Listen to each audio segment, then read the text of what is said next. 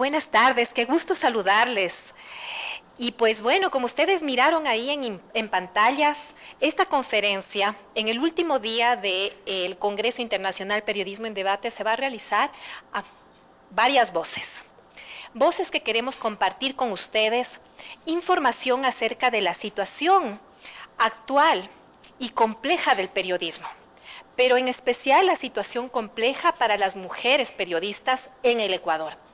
De ahí viene entonces el nombre, Periodismo en Violeta, condiciones laborales y de inseguridad de las mujeres periodistas en el Ecuador.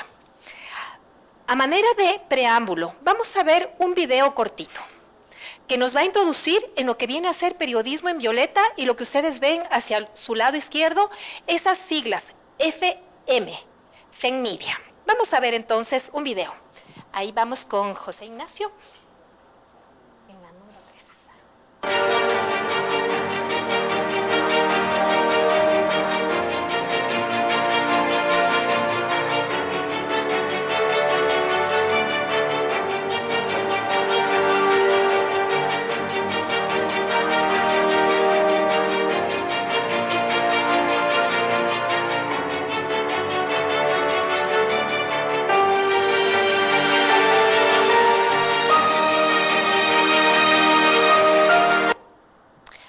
En este material nosotros podemos rescatar algunas palabras que van relacionadas con periodismo, que van relacionadas con perspectiva de género, con condiciones laborales y derechos.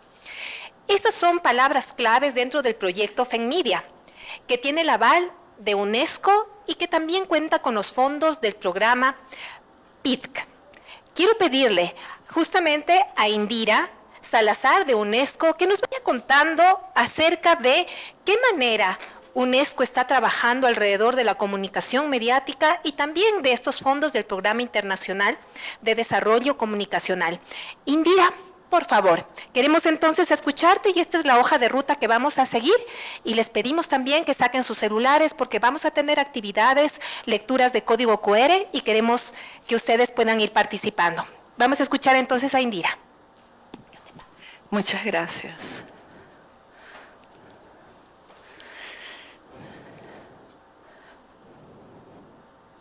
¿Quién dice que pueden bajar un documento? ¿Tú o lo digo yo? Lo puedo decir yo, ¿no? Vale. Hola, ¿qué tal?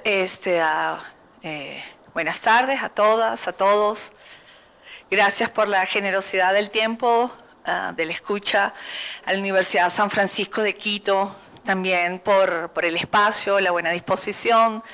Contra mi naturaleza, nada más tengo 10 minutos para tratar de explicarles bajo qué paraguas, cuáles son los objetivos y cómo fue el acercamiento con el Observatorio de Medios Universitarios de la Universidad de San Francisco de Quito. Primero, comentarles que el gran paraguas de todo lo que hace el Sistema de Naciones Unidas y la UNESCO, en línea con un mandato específico y con el ODS 16 de la Agenda 2030, está relacionado con el Plan de las Naciones Unidas sobre la seguridad de periodistas y la cuestión de la impunidad, que es un documento que conecta derechos humanos, garantía de libertad de expresión, actuación de múltiples partes interesadas, acciones preventivas, acciones de fortalecimiento de capacidades, incidencia desde los espacios de las organizaciones de la sociedad civil que están dedicadas al tema de libertad de expresión y también y muy especialmente un tema que no suele mencionarse es el tema de las políticas públicas dedicadas a la protección de periodistas, que este país por primera vez en su historia tiene un mecanismo estatal por ley, en la última ley de libertad de comunicación y libertad de expresión, y su reglamento, donde por ley hay una organización, hay toda una institucionalidad, hasta ahora no hay recursos Hay un mandato específico, hay objetivos, hay propuestas de acción, inclusive hay una clasificación y una tipificación jurídica de cuáles son los ataques contra periodistas para dar forma a un mecanismo estatal para la protección de periodistas. Por eso insisto en que el enfoque tiene que ser de múltiples partes interesadas. Ese gran paraguas luego nos lleva a algo que se celebró muy recientemente, en el ánimo, en la dinámica de esta agenda de las Naciones Unidas de movilizar, dinamizar, llamar la atención sobre estos temas urgentes, emergentes que deben ser atendidos en el marco de los derechos humanos de la Agenda 2030, de la solidez de la democracia y de todo lo que supone la libertad de expresión y el rol de los periodistas en la producción de un periodismo serio.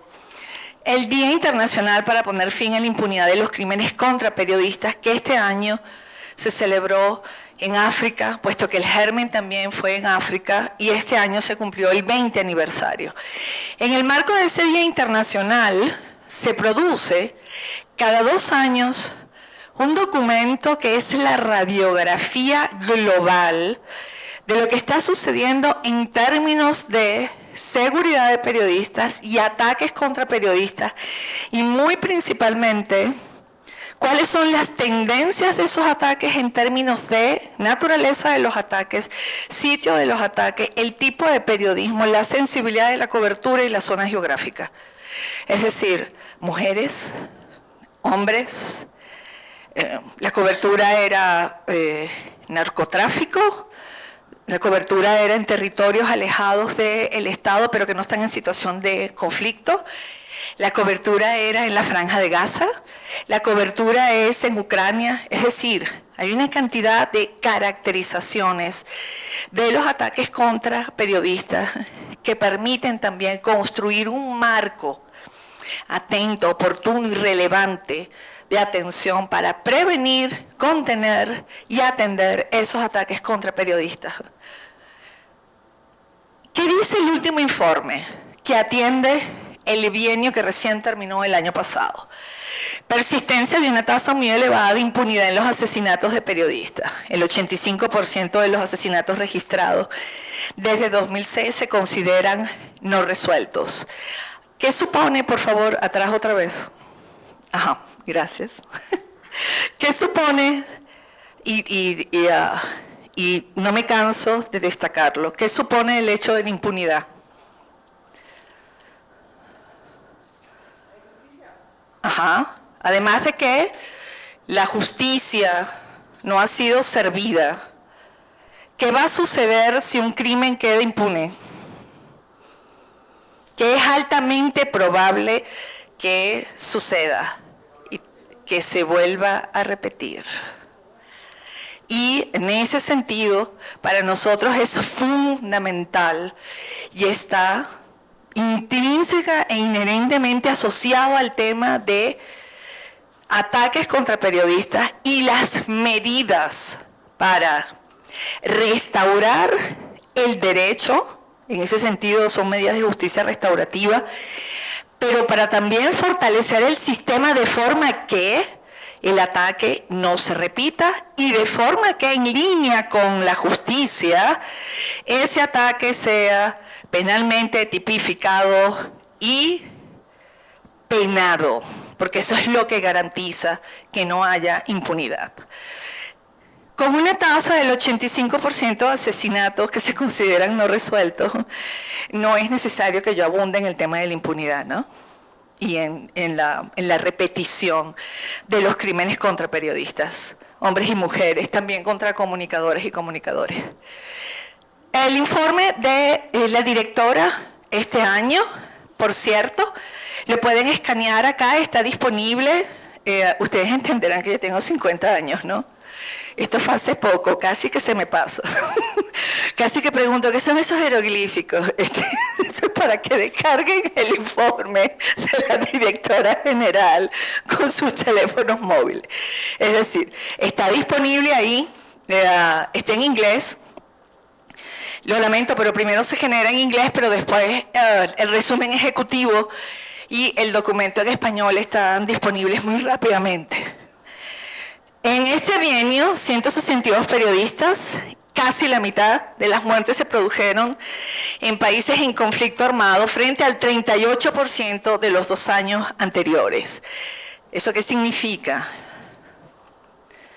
Que han aumentado los conflictos armados. Obvio, ¿no? El informe plantea el alarmante hecho de que el número de periodistas mujeres asesinadas se encuentra en su nivel más alto desde el 2017, con 14 mujeres periodistas asesinadas. Y luego, muy rápidamente, porque solo tengo 10 minutos, yo quisiera destacar, mencionar e insistir en que para poder avanzar en estas iniciativas que nos han convocado, que nos han unido, que ha sido tan satisfactoria, que la UNESCO está tan complacida por el trabajo técnico y por el proceso profundo, abarcante y metodológicamente serio que ha levantado la Universidad de San Francisco de Quito para tener más o menos un retrato de la violencia contra mujeres periodistas en Ecuador en 2 puntos específicos, porque recuerden que la violencia no solo es un pum y un morado. Hay violencias en forma de precarización laboral, hay violencias en forma de falta de apoyo de la pareja, hay violencias en falta de estructuras para la atención de hijos si eres una madre soltera en ese caso, hay violencias en los malos sueldos y hay violencias digitales. Es decir, las violencias que están en lo intangible pero que te golpean todos los días. Y este proyecto, este tipo de proyectos, estas iniciativas necesitan dinero. Y el dinero para este proyecto, y me siento muy afortunada por el día que se me acercó Tania Cleopatra. ¿Dónde está? Ah, ya está. Y también con Pamela, mi querida colega, cuando se acercaron a decir, mira, si te interesa, estamos trabajando el tema de género. Y yo, como que sí me interesa. ¿Qué tienes ahí? Y bueno, tenían una propuesta a partir de la implementación de unos indicadores sensibles al género que están diseñados específicamente para implementarse en medios, pero estas propuestas metodológicas no son camisas de fuerza, son propuestas metodológicas. Son líneas bases y puntos de partida que hay que contextualizar para que generen hallazgos y conocimientos significativos. Y eso fue lo que se hizo con el Observatorio de Medios, e insisto, con el financiamiento, porque estas cosas hay que moverse y se necesita dinero, y fue una gran alegría cuando nos dieron ese financiamiento y nos estamos moviendo hacia una segunda fase. Ojalá que esto se repita, estoy segura que sí. Ese financiamiento es del Programa Internacional para el Desarrollo de la Comunicación, los famosos PDC o IPDC en inglés, que es un programa intergubernamental que financian varios países interesados en este tema, que está alojado y cuya secretaría funciona, en la UNESCO. Ahora sí, el siguiente, por favor. Ahora, muy rápidamente, ya me pasé de largo de los 10 minutos, pero dado que estamos tocando el tema de género y violencias conectadas con el tema de género, hace poco estuve en una conversación con la directora de la Fundación Wikipedia en México, acerca de cómo fueron sus primeros pinitos para trabajar en Wikipedia, ¿no? Que era un terreno de machos alfa.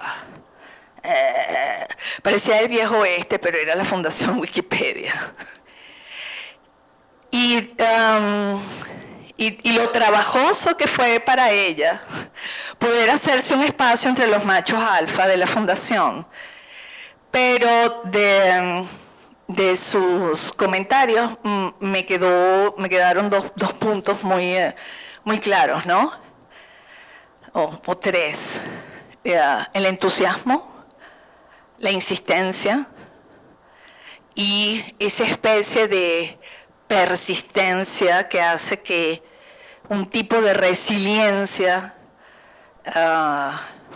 se apodere de una en este tipo de espacios y que uno tenga el deseo de seguir trabajando y seguir haciendo cosas y finalmente destacar, porque a pesar de que ella estaba en el terreno de los machos alfas, el bueno, el malo y el feo, todos machos así alfas allá en Wikipedia, pues bueno, ya finalmente terminó como directora de la fundación. Yo creo que eso es una lección aprendida muy valiosa, ¿no? Y ella también habló de una de las violencias intangibles, no solo contra mujeres periodistas o mujeres en general, niñas, jóvenes, pero que sí tiene una caracterización específica por el hecho de que seas una mujer periodista. Y son violencias que se alimentan de otros, no solo de los famosos y tan mentados micromachismos, sino de otras violencias interseccionales que se nutren de otras desigualdades. Si eres mujer periodista y afrodescendiente, bueno. Si eres mujer periodista indígena y pobre, si eres mujer periodista y se te ocurre cubrir el tema del aborto, que por cierto es un tema de mujeres, prepárate porque lo que te va a venir es cualquier cosa. Si eres mujer, periodista, indígena, y se te ocurre meterte con la fuente política, lo más seguro es que vayas a ser objeto de ataques terribles, que son difíciles de cuantificar, de entender y de ser empático o empática con, porque son ataques digitales. Pero el hecho de que sean ataques digitales también supone que la probabilidad de que si ese ataque digital carece y se alimenta, se convierta en un ataque tangible fuera de línea. Y eso lo demuestra este estudio, que por cierto está aquí, no sé cómo, pero está aquí. Lo pueden descargar de ahí. Las conclusiones de ese estudio son tan trágicas, tan insólitas a estas alturas de la historia, que el estudio se llama El escalofrío, porque los resultados son absolutamente escalofriantes. Y, pues bueno, reiterando el agradecimiento a la generosidad del tiempo y del espacio, y expresar que es un privilegio estar acá con ustedes, no me queda más que cerrar con la increpación, porque ni siquiera es una invitación. Yo los increpo a que lean, le den un vistazo, revisen por lo menos los datos preliminares. Miren, no es ni difícil, la letra es de este tamaño. Y está facilito, conclusión 5, conclusión 6, conclusión 7. Pero como futuros, o ya seguramente estarán en sus pinitos, profesionales de los medios de comunicación, como ciudadanas y ciudadanos de este mundo, están obligados a estar al tanto de lo que está sucediendo en este tema, a acompañarlo, a hacer incidencia y a tener un ejercicio profesional que garantice espacios seguros a sus colegas. Están obligados a eso, entre hombres periodistas y mujeres periodistas. Y a entender que sí hay una violencia específica contra las mujeres que hacen periodismo que los hombres no sufren. Y muchísimas gracias.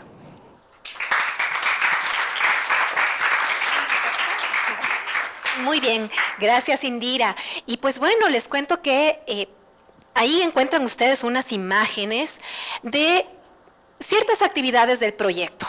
Y es que ante esa increpación, ¿no es cierto?, que nos hizo Indira y que atendimos inicialmente Tani, yo, y nos fuimos sumando, y de repente fue un equipo que incluye docentes, investigadores, incluye estudiantes recién graduados, que incluye productores audiovisuales. Es que se presenta el proyecto FENMedia. Vamos a ver en el siguiente código QR una nota que les explica a ustedes de qué se trata. ¿Por qué le pusimos el proyecto FENMedia? Bueno, necesitábamos un nombre para darle visibilidad en redes sociales al proyecto que se llama originalmente Indicadores Sensibles al Género de la UNESCO en Ecuador, centrados en la seguridad y condiciones laborales de las mujeres periodistas. Y es que efectivamente con esas cifras que nos dio Indira a nivel global, necesitábamos no solamente actualizar al Ecuador, sino que también necesitábamos recopilar, sistematizar, porque hay información fragmentada en el Ecuador, pero se necesita unir para visibilizar una realidad de la cual les queremos comentar a continuación. Entonces, ustedes en este código QR van a poder entender cuándo nació el proyecto FENMedia, quiénes están participando, qué tipos de productos están previstos que se realicen, porque no solamente es un estudio, es justamente una propuesta de sensibilizar acerca de este tema y también de convocar a la acción. Vamos a ver entonces los hallazgos. Y aquí quiero invitar a mi colega y amiga Patti Ramos, quien desde Machala justamente ha venido y ella nos va a explicar cómo es que logramos esos hallazgos que tienen mucha correspondencia con las investigaciones que nos comentó Indira, que tienen datos del 2024 y del 2022. Mi querida Patti. Buenas tardes. Listo. Bueno, entonces este es un estudio un estudio mixto que se realiza con métodos distintos, ¿no? Tenemos, por ejemplo, la encuesta que fue realizada para abordar de una manera más cuantitativa y obtener cifras para hacer una descripción del problema existente. Y lo que es entrevistas y grupos focales, que fue realizado para una profundización y llevar a la reflexión a las personas abordadas. Entonces, lo que no salía en esta consulta en línea, con preguntas cerradas en la encuesta, se profundizaba en las entrevistas y en los grupos focales. Se utilizó la estrategia bola de nieve, es decir, esta estrategia que va utilizando los contactos y se empieza a nutrir, ¿no?, el número de personas que va respondiendo la encuesta. Y para esto tuvimos la colaboración de instituciones y organizaciones gremiales y otro tipo de organizaciones que también estuvieron allí al pie del cañón intentando pues aportar con el proyecto. Eso en cuanto a la encuesta, entonces se logró la respuesta de 250 periodistas de 22 provincias y de estos 250, 168 fueron mujeres, 75 hombres, algo así, y 7 personas de las comunidades LGBT. Disculpen el nervio porque estoy nerviosa. En todo caso, la idea era pues que no solamente sea una investigación, como dice Pamela, sino un proyecto de investigación-acción. Por eso, en la parte donde se realizó las entrevistas y los grupos focales, no fueron simples entrevistas y no fueron simples diálogos de grupos focales para extraer información, sino que se obtuvo insumos y criterios para nutrir el diagnóstico que valide la propuesta, pero también que nos permita tener criterios directos para la elaboración del manual y del protocolo de prevención y de intervención en casos de violencia de género contra mujeres periodistas. Entonces, así, los 2 primeros grupos fueron de diálogo para obtener estos criterios y el tercer grupo fue ya una retroalimentación directa para el documento del protocolo. Entonces, fueron prácticas participativas en el estudio que ya van delineando esto que vienen mencionando quienes me antecedieron en la palabra, ¿no? Orientado a sensibilizar, que no nos quedemos solo con la cifra o con un estudio y así nomás, ¿no? Por favor. Ay, ya. Sí. Disculpen que ahí haga una pausita. Si tienen utilizar sus números de celular, si pueden utilizar sus equipos celulares para escanear este código QR y nos van contando ustedes a partir de lo que van escuchando, efectivamente, ¿cuáles crees que son los riesgos que enfrentan los y las periodistas en Ecuador y en el mundo? Porque ya vamos a ver los hallazgos y queremos saber si es que ustedes están sintonizados con esta realidad, con esas violencias tangibles e intangibles de las que estábamos hablando. Y también pónganle mucha atención a lo que está diciendo Patti, porque también hay otra actividad relacionada con esto, con el camino que seguimos y los resultados que fuimos obteniendo. Eso, entonces la investigación como parte de la metodología se apuntaló en 5 criterios que fueron considerados como variables para el análisis y que fueron inspirados en los indicadores de género justamente proporcionados por UNESCO, ¿no? Y otros documentos similares. Y estos criterios son representatividad, inseguridad y condiciones laborales, subordinación, relaciones de género y maternidad. 5 criterios. A partir de estos criterios que nos guiaron a lo largo de la investigación, se centró todo lo que se hizo en este proyecto. Entonces, como resultados tenemos pues algunos datos importantes que ahí sí me van a perdonar porque me va a tocar leer, ¿no? Porque no soy mala para las cifras, no logro distinguir, Pamela. Yo te puedo ayudar ahí. Tenemos entonces que en el caso de representatividad, ¿no es cierto? El género, el que hace referencia también a la edad, raza, clase, maternidad, la dificultad en el acceso al trabajo y en los gremios, tenemos nosotros que el 76% de los periodistas encuestados no han accedido a puestos directivos en los gremios tradicionales, por ejemplo, y que el 58% de los periodistas encuestados han sufrido discriminación al acceder a un trabajo, ¿no? Listo, ya encontré. En todo caso, la idea es que estas personas que no han accedido a medios de comunicación o a instituciones gremiales han relatado que las principales problemáticas por las cuales no han podido acceder tienen que ver con la cuestión de género interseccionada por aspectos principalmente de edad y de clase social y algunos también de raza y etnia y otras por maternidad. Entonces, no es un asunto que opera solo, como ya adelantó Indira, sino que está permanentemente interseccionado con otras formas de diferenciación social y eso es importante tomar en cuenta en este análisis, ¿no? Entonces se está tomando en cuenta el concepto de representatividad como este acceso a espacios mediáticos y a un ejercicio de liderazgo tanto en los espacios mediáticos como en espacios de organizaciones gremiales y otro tipo de iniciativas asociativas. Eso entonces ha permitido ver cómo un 58% de mujeres no ha podido acceder a un trabajo principalmente por estas situaciones anotadas, ¿no? Y ese es en cuanto a representatividad. En cuanto a inseguridad y condiciones laborales, tenemos que un 57% señala que no tiene una relación de dependencia con el medio de comunicación o empresa con la que colabora. Y la mayoría reporta que tiene solo contrato civil, sin beneficios o servicios profesionales solo con factura y ningún tipo de documento que formalice. Esto nos lleva a pensar entonces en esta idea de profesionales informalizados por una parte patronal, por empleadores que no cumplen con las de ley a la hora de establecer una relación laboral, ¿no? Sino que los dejan así como en el aire y esto agrava un poco la situación de vulnerabilidad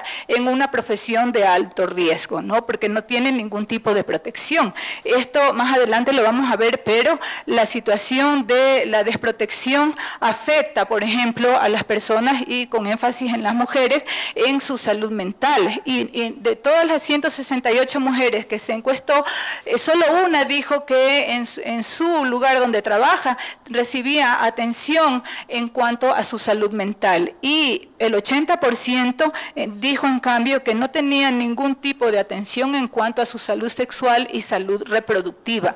Entonces, más o menos podemos ver qué tipo de situación viven las personas que trabajan en los medios de comunicación, con énfasis en las mujeres y diversidades, ¿no? En cuanto a la inseguridad, entonces hemos abordado el campo de lo que es la precarización laboral, es decir, la situación de seguridad, de seguridad social, de afiliación, de relación de dependencia, pero también tipos de agresiones que viven las personas, en especial las mujeres, a la hora de ejercer su profesión. Por ejemplo, un 55% informa que ha vivido amenazas o ataques de manera presencial, y este tipo de violencia se presenta de diferentes maneras. Por ejemplo, agresión verbal, acoso sexual, acoso psicológico, y también varias de estas mencionadas al mismo tiempo, ¿no? Y se suma el tema de amenazas a familiares, ataques a su domicilio, vehículo, anuncios de juicios, etcétera. Es decir, nosotros lo que estamos viendo con la referencia que dio Indira es como que hemos hecho un acercamiento, ¿no?, a la realidad nacional sobre estos temas que a nivel internacional se están viendo, se están planteando los debates y la necesidad de hacerlos más visibles. Entonces, eso en cuanto al tema de la inseguridad, por temas también de agresiones, ¿no?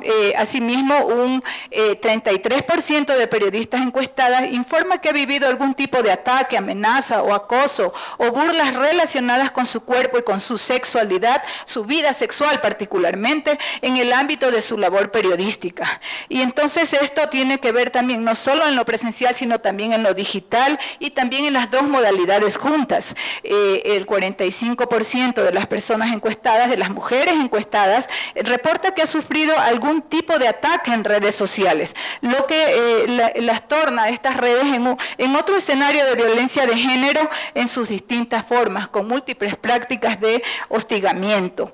En cuanto a los estereotipos de género, tenemos que se da en dos ámbitos, en el ámbito de trabajo y en el ámbito familiar, y de alguna manera afectan lo uno a lo otro y viceversa. Por ejemplo, ante la pregunta de qué estereotipos de género y de otras diversidades se manejan al interior de un medio de trabajo o para asignar las tareas o fuentes a cubrir, un 55% de las periodistas reporta alguna de estas prácticas, y la opción que más mencionaron fue la de que las mujeres valen más para temas sociales, estereotipo que es mencionado en conjunto con otras mujeres, otros que dicen las mujeres son más delicadas y pasivas, las mujeres jóvenes son mejor recibidas por los funcionarios, la presentación sexy de las mujeres es importante para acceder a las fuentes. Eso salió en la encuesta realizada para este estudio. De igual forma, el 43% de las mujeres periodistas encuestadas ha vivido alguna forma de discriminación en los medios donde ha laborado, principalmente por la edad y por el género.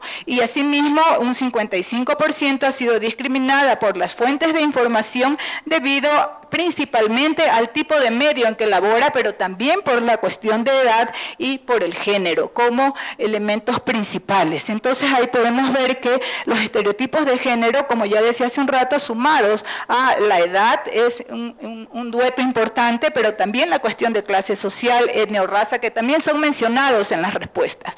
Los estereotipos de género en el ámbito familiar también influyen. Tenemos, por ejemplo, que el 66% de las mujeres periodistas consultadas identifica ideas que se dicen en sus hogares y que se relacionan con estereotipos de género sobre mujeres periodistas. Principalmente, el trabajo periodístico es peligroso para las mujeres. Eso es lo que más les dicen en sus casas. Y también otras, como las mujeres periodistas están expuestas al acoso de los hombres, o no conseguirás pareja, o las mujeres periodistas tienen que estar muchas horas fuera de casa, ¿no? Entonces nos ponen en desventaja a las mujeres. Por mucho que algunas digan que ellos nos ayudan, nuestras parejas, sin embargo, la ayuda no es suficiente, ¿no? ¿Qué pasa con esto? Un 65% de las periodistas consultadas informa que realiza las tareas domésticas con la ayuda de alguien, de algún familiar o alguna persona contratada.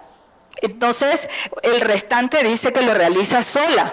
Las personas que hablan de que les ayudan, contestan así: mi pareja y yo, mi madre y yo, mi madre, mis hijos y yo, mis hijos y yo. Es decir, se nota claro allí que hay esta idea entre las respondientes de un trabajo doméstico que es asumido como una responsabilidad de las mujeres. Y esto se reproduce de manera intergeneracional en el momento en que sus hijos e hijas están participando en estas ayudas. Entonces, eso es importante un poco tomar en cuenta a la hora de hablar de género. El tiempo, ahí ya.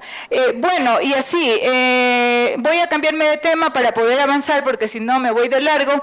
Y la idea es que es una constante esto de que las problemáticas en el hogar les afectan en el trabajo y viceversa. Y yo quiero contar una anécdota. Las herramientas que se utilizan en este estudio fueron validadas por distintos tipos profesionales en instituciones académicas y no académicas, pero que tienen experiencia en el tema. Y cuando les poníamos la herramienta con las preguntas sobre sus relaciones de género en el hogar, su distribución de tareas domésticas, la violencia de género en el hogar, nos decían, esto no tienen que preguntar porque solo van a hablar sobre las condiciones laborales y la desigualdad de género en el trabajo. ¿Ya? Entonces ahí nosotros dijimos, no, esa no la vamos a cambiar. Entonces no la cambiamos y de hecho ahí está el resultado. Es decir, se ha constatado que sí, que tal como ya se viene discutiendo, a ellas sí les está afectando este cruce de afectaciones por sus relaciones de género en el hogar, ¿no? Y por sus relaciones de género en el trabajo también. Es decir, problemas en el hogar, afectaciones en el trabajo. Sin embargo, en el trabajo no hay la suficiente protección y atención, por ejemplo, para que ellas puedan superar su situación de estrés por sobrecarga de trabajo, por ejemplo, que tienen a la hora de que no pueden organizar su trabajo materno en la casa y se sienten autoculpables ellas mismas porque tienen dificultades entre el cuidado de los hijos y su rol de proveedoras de la familia, porque tienen que generar dinero para la familia. Entonces ahí hay una pugna, ¿no? en las mujeres que deben seguir trabajando y esto se reflejó ahí en los resultados de la encuesta. Entonces eso en cuanto a más o menos en términos generales de los resultados preliminares de la encuesta, que tiene el enfoque es cualitativo porque se hicieron preguntas bastante subjetivas en la encuesta mismo, aun cuando eran de anotar sí o no, eran bastante subjetivas y tenían la sección otras donde muchas tuvieron la oportunidad de poner comentarios. Entonces eso nos va a permitir profundizar en las reflexiones para el documento final. Gracias, Pati.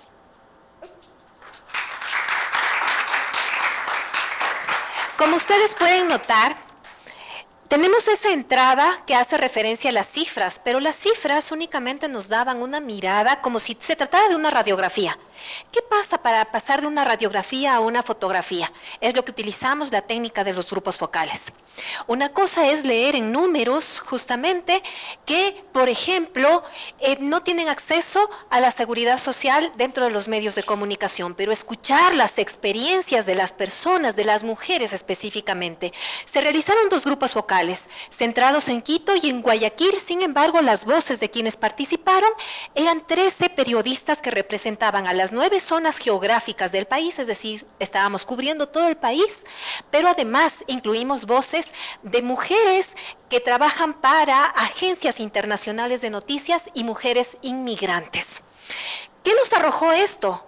Una confirmación en el ámbito de lo laboral. En el ámbito de lo laboral, en frontera, por ejemplo, antes era muy común, o en provincias era muy común que los periodistas trabajen con factura. Esto ya no es exclusivo de provincias y de las fronteras. Esto está sucediendo en Quito, en Guayaquil y en Cuenca. También, ¿qué es lo que está sucediendo? Las mujeres, a pesar de ser madres, por ejemplo, o tener personas bajo su cuidado, trabajan más de 40 horas a la semana. ¿Qué también fuimos encontrando? Esto es algo súper fuerte, que para poder ejercer en temáticas distintas, asociales o culturales o de moda, necesitan las mujeres esforzarse para demostrar que tienen las habilidades y las capacidades, ¿no? Entonces fuimos nosotros también sacando esos testimonios, esas experiencias que justamente nos dan cuenta que los agresores están intentando inferiorizar el trabajo de las mujeres. Y cuando hablamos de agresores, no estamos hablando únicamente de los espacios de las organizaciones mediáticas, estamos hablando en el relacionamiento con las fuentes y también lo que decía Patti, en el ámbito familiar, en el hogar. También, en el caso de que las mujeres tengan,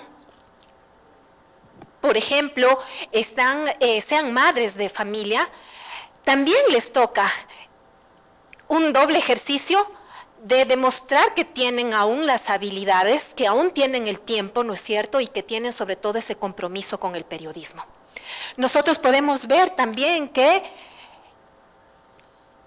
si en las redacciones hay problemas de estas violencias intangibles de las que ya les hemos estado hablando, también en el relacionamiento con las fuentes. Es mi trabajo y de repente me encuentro entrevistando a un hombre, por ejemplo, llamemos así, tenemos experiencias de militares o policías, voy a esas fuentes y de repente al momento de hacer la entrevista contaban que recibían coqueteos o insinuaciones.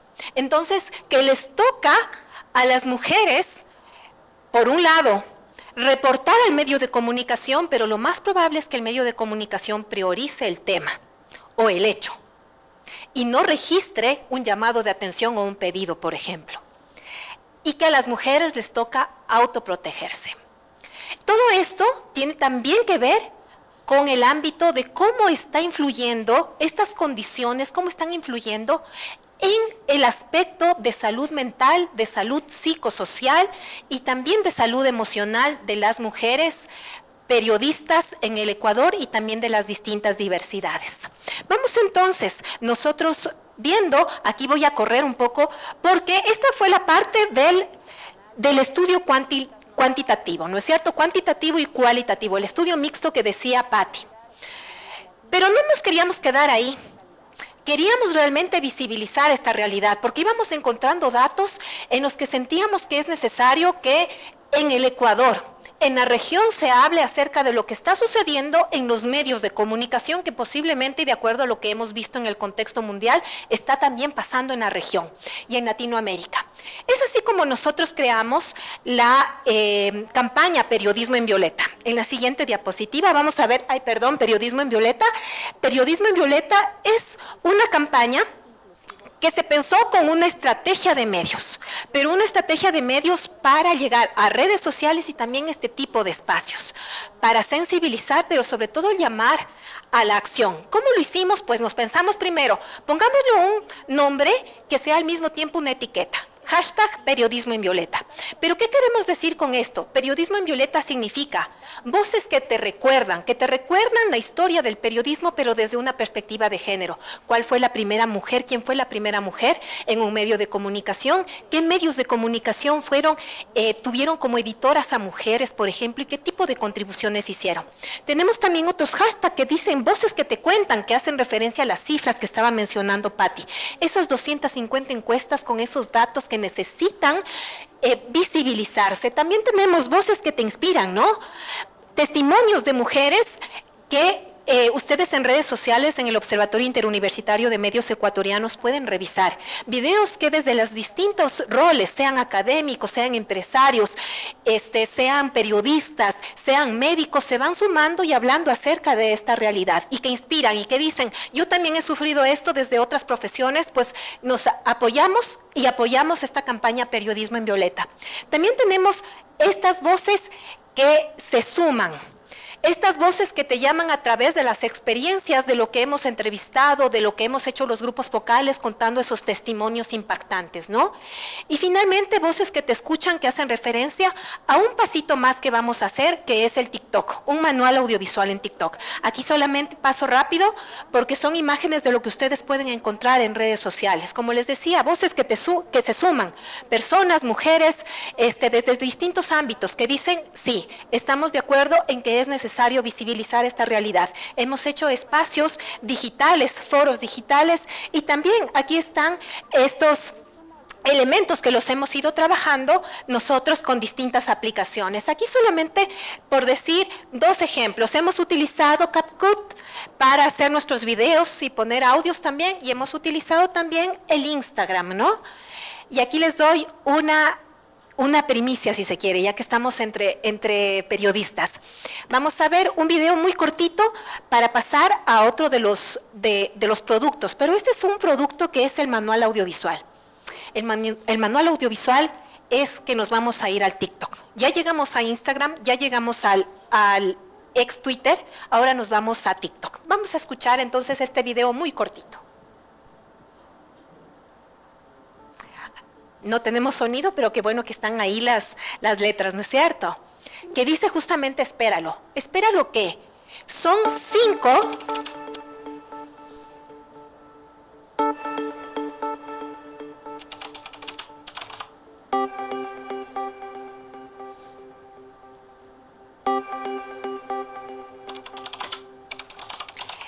Esos ejes van a ser los 5 capítulos que va a tener esta serie que no es de ficción. Serie pensada por periodistas para periodistas sobre una realidad que nos toca a todos y que finalmente está tocando a los sistemas democráticos. Entonces, el manual, el estudio del que les acabamos de comentar y lo que va a venir con María Emilia, que nos va a hablar acerca del protocolo, es lo que vamos a tener para la segunda quincena de diciembre, porque nos encantará compartir con ustedes y sobre todo generar un diálogo, una reflexión y una sensibilización y actuación alrededor de este tema. Vamos a escuchar entonces a María Emilia, quien nos va a hablar acerca del protocolo y de qué manera hemos ido trabajando. Muchas gracias, Pame. ¿Puedo dejar aquí? Esta carpetita. Bueno, ya me la llevo. Bueno, posterior a los datos de las investigaciones que hemos visibilizado hasta el momento, se procedió a elaborar un protocolo justamente para poder poner acción y dar las directrices necesarias a las instituciones, tanto públicas como privadas, para hacer frente a esta realidad ecuatoriana. De esta forma tuve el honor de participar en la elaboración del protocolo dirigido por Vivian Montero. Ella es profesora de la Facultad de Jurisprudencia de la universidad. Además, quiero recalcar que recibimos sugerencias y además se acotaron los aportes de varias instituciones y organizaciones periodísticas, entre estas la Unión Nacional de Periodistas, el Colegio de Periodistas de Pichincha y Mecanismos de Protección y Prevención del Trabajo Periodístico. De esta forma se elabora el protocolo. Se plantea como una herramienta de acción integral que busca generar espacios seguros y libres de violencia en el ejercicio periodístico. Esto se realiza mediante el fortalecimiento de mecanismos tanto de prevención como de protección, frente a un eje primordial que es el de la promoción de una cultura libre de violencia de género, una cultura que sobre todo fomente la inclusión respecto a las diversidades en estos espacios. Se establecen directrices claras para abordar y erradicar cualquier forma de violencia, tanto en el entorno laboral físico como en los medios digitales. De esta forma podemos proceder a los contenidos que tenemos en el protocolo. Estos son los objetivos generales y específicos, también definiciones claves. Aquí quiero recalcar que se toman en cuenta conceptos para poder abordar de manera integral todo el protocolo. Estos conceptos también delimitan en un acápite especial todos los tipos de violencia que se abarcan y que también son reconocidos por la normativa ecuatoriana e internacional. Normativa ecuatoriana como la Ley Orgánica Integral para prevenir y erradicar la violencia contra las mujeres del Ecuador. De esta forma se reconocen la violencia física, psicológica, sexual, económica y patrimonial, y también la violencia simbólica y la violencia política. De esta forma, vamos a pasar también a la conformación de un equipo interinstitucional y multidisciplinario. También se tratarían los ejes fundamentales del protocolo de promoción, prevención y protección. Así pasamos al eje transversal, que es fundamental para la implementación de todo el protocolo. Esta es la conformación del equipo interinstitucional y multidisciplinario. Es importante tomar en cuenta que este equipo se encarga de impulsar la promoción de la equidad de género y de la seguridad de las mujeres del periodismo, así como la prevención de la violencia de género. Esto con la finalidad de promover la eficacia normativa de, por ejemplo, el Ministerio de Trabajo y también del reglamento de la Ley Orgánica de Comunicación. Porque es cierto, hay normativa, pero no podemos verla reflejada en la implementación dentro del Ecuador. En este sentido, el equipo tiene la finalidad de acompañar, apoyar a las personas denunciantes y también gestionar el seguimiento de las denuncias junto a los órganos competentes, garantizando un apoyo integral a la persona víctima o vulnerable de violencia. ¿Cómo se conformarían estos equipos multidisciplinarios? En primer lugar, el objetivo es que se colabore directamente con instituciones públicas. Esto es, por ejemplo, el Ministerio del Trabajo o el IES. Además, el equipo multidisciplinario, como pueden observar, se conformaría por especialistas. En este punto, trabajando con una trabajadora social, una psicóloga, un especialista de género y diversidades, médico ocupacional y también un abogado o abogada laboralista. Esto con el fin de que puedan asesorar a las personas víctimas de violencia, no solamente en la materialización de un riesgo de violencia, sino también en cómo poder identificar estos derechos que tienen como mujeres periodistas dentro del ejercicio de su profesión, así también como una vez ya materializados los riesgos, que es lo que en principio se busca prevenir. Además, el equipo multidisciplinario buscaría ser una fuente de canalización a estas instituciones públicas, como bien mencionaba, para la gestión de denuncias y hacer frente a los estereotipos de género. Listo. Como principales aportes, vamos a contar con 3 ejes fundamentales. Esto es la promoción, la prevención y la protección. La promoción se encuentra como primer eje porque es este primer paso de sociabilización de cuáles son los derechos de las mujeres periodistas, cuáles son los mecanismos que pueden optar para hacer frente a las vulneraciones de género, a las vulneraciones de violencia, para hacer frente y prevenir ser víctimas de violencia. Esto promueve la equidad de género en las organizaciones con programas de capacitación, con enfoque interseccional. Se dirige a mejorar las condiciones laborales, también a mejorar la representatividad de las mujeres en sus espacios laborales, combatir los estereotipos y apoyar sobre todo también a las madres o personas que se encuentran dentro de un periodo de maternidad. De esta forma se implementan capacitaciones presenciales y virtuales de manera periódica que involucren una serie de contenidos con materiales de apoyo audiovisual, como por ejemplo se observaban anteriormente con la ayuda de PAMI en el TikTok o en redes sociales, para tener un enfoque integral, un enfoque de género que proteja, que garantice los derechos humanos, las diversidades y para promover una cultura de equidad integral. Con esto pasamos al eje de la prevención. Aquí es importante tomar en cuenta 3 fases fundamentales. Esto es la identificación del riesgo, la evaluación del riesgo y finalmente la mitigación del riesgo. Con la identificación del riesgo se provee de una matriz en la que se identifican riesgos tanto antes, durante como después de una cobertura mediática periodística. Así también como las violencias se pueden manifestar tanto en espacios físicos como virtuales. Esto es, por ejemplo, por acoso cibernético, mediante redes sociales u otras formas de violencia mediante las plataformas digitales que contamos hoy en día. posterior a tener una clara identificación de los posibles riesgos a los que se enfrentan las periodistas, procedemos a la evaluación del riesgo.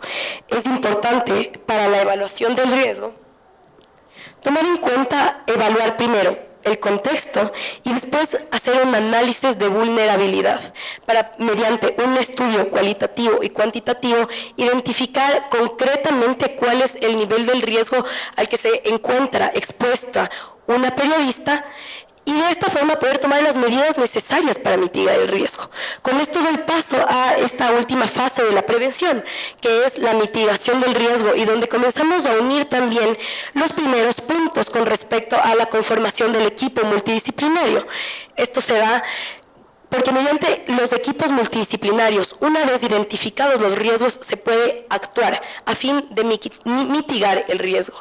Se puede proveer a las periodistas de las herramientas necesarias para prevenir la violencia en los diferentes espacios en los que se desenvuelven.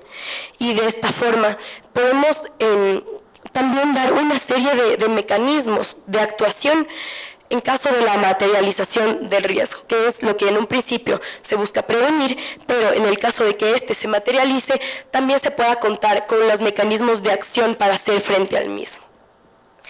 Finalmente, contamos con el eje de protección. Esto también se une con el acompañamiento del equipo multidisciplinario para los procedimientos que respondan a situaciones de discriminación, violencia o amenaza. En este contamos con una fase de respuesta que es fundamental. Esto quiere decir, una vez identificado el riesgo, este se materializó. ¿Cómo se puede acceder, cómo se puede dar respuesta al riesgo para poder reaccionar y no dejar en la impunidad los crímenes de violencia en diferentes aspectos dentro del ejercicio periodístico?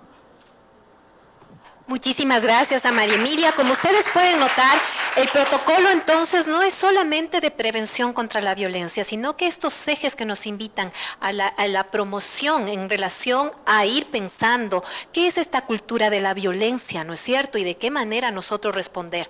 Ese es el aporte. Y bueno, ustedes miran aquí en pantalla las conclusiones. Nosotros nos hicimos un ejercicio de tiempo y estamos justo en los 60 minutos, ¿no es cierto?